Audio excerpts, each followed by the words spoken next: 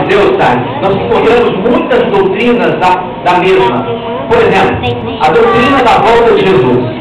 Você que está muito próximo de voltar, deseja se preparar para encontrar com Jesus e preparar para o reino da Jesus.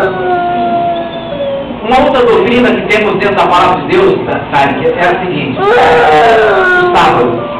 Nós sabemos que o sábado ele começa de um pôr do sol a outro pôr do sol.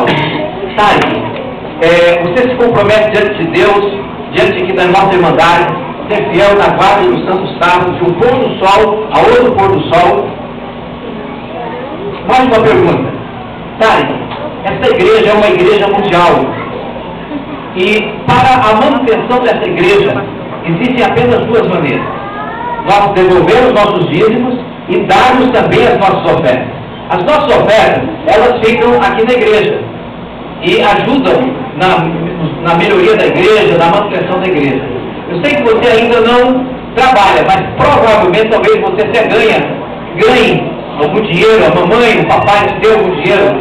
Você se compromete, sabe, devolver fielmente seus dízimos e dar também fielmente as suas ofertas a Deus? Queridos, vocês percebem que esse garoto recebeu as devidas instruções e por parte dos membros batizados dessa igreja, há um apoio para que ele seja batizado? Haveria alguma observação? Os que estão de acordo, levante a sua mão direita. Contrários, o mesmo sinal. Não havendo, que Deus te abençoe. Amém. Queridos, me deram aqui a missão de apresentar a plataforma. Mas antes, eu gostaria de destacar duas pessoas que fizeram